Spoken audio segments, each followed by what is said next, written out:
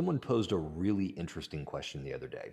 Basically, the question was this: if God had the ability to know who was going to choose him and who wasn't going to choose him, why not just only create the ones that he knew would ultimately choose him and not create the ones that he knew wouldn't choose him? That, in theory, should allow for the existence of free will while simultaneously avoiding the unnecessary suffering for all of the people who chose not to choose him, right? Now, the fast answer to this is essentially what was the point of creating the people in the first place. The point was God wanted us to know that we had a choice because if we are going to have a relationship based in trust with God, which is what he wanted a relationship of love. The foundation of love is trust. If we're ever going to have a relationship based on trust with God, we have to know that we had a choice. And the only way that we will ever know if we had a choice is if we see other people who chose something different. If you take that away, then there's no way for us to ever actually know that we had a choice. And that breaks the entire premise of why God created us, which was to have a relationship based in love. That requires trust, and trust requires our knowledge that we had a choice. And to have that knowledge, you have to have evidence, and that evidence is those who chose something different. But I want to set that aside for a minute because there's actually something I think more interesting in this question that I want to address. Let's just focus on the premise of creating a being that you know might not choose you and ultimately have to suffer as a result of it, right? Like, let's just look at that concept by itself for.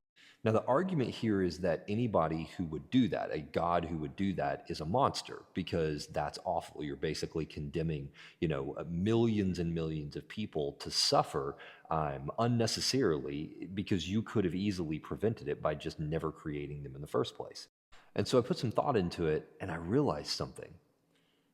If you take that logic and you apply it to humanity, right, just at a human level, that would mean that every single person who has ever had a child is a monster.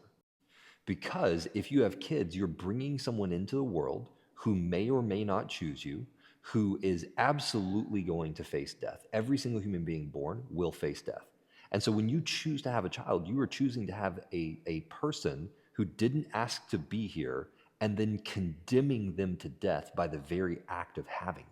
Now, this is where the people who choose not to have kids can make the argument, well, that's why we chose not to have kids, because we don't want to perpetuate the suffering.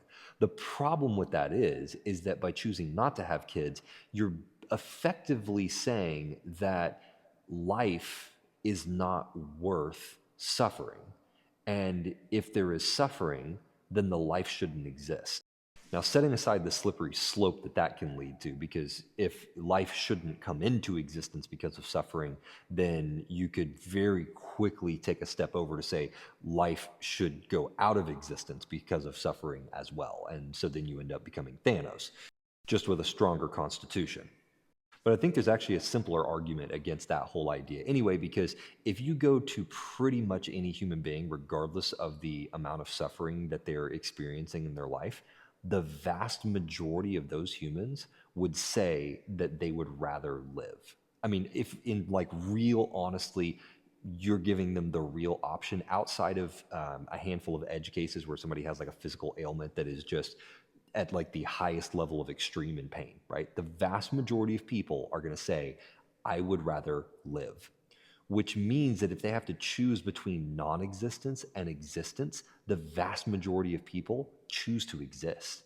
And so if you're choosing never to bring anyone into existence in the first place because of suffering, you're choosing something that is contrary to what the vast majority of human beings would have wanted to choose for themselves.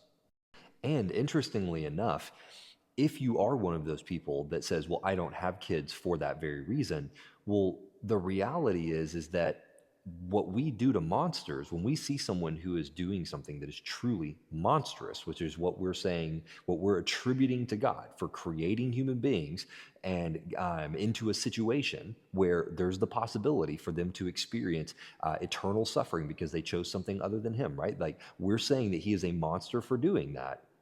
And we said Hitler was a monster, and we said Mussolini was a monster, and those were people that we took out because they were doing a monstrous act. And if you're a person who's choosing not to have kids as a result of that belief system, then that means that any human being who is continuing to have kids, you should treat them in the same way that you would treat Hitler or Mussolini or anybody else. That would be the most rational approach based on that logic. Now, let's say we took the idea of God just creating all human beings that were going to choose him and not creating the ones that didn't choose him. So let's use that angle. Well, if we fast forward maybe 50 years from now with what we're doing with genetics, it's entirely possible that we could create children that would never choose anything bad. They would only choose us as their parents. They would always choose whatever the best thing is that could happen in society. They would never choose to do, criminal activities, right? Like we could potentially program people's DNA to be able to do that. And I guarantee you, those very same people who are accusing God of being a monster would absolutely accuse any parent who does that to their child of being a monster.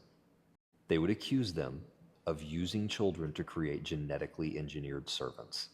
And you see, I think God set it up that way on purpose. He literally set us up because what it does is it puts us into a quandary where we have to wrestle with the concept of the idea of suffering is awful, but at the same time, is it more awful than the idea of non-existence?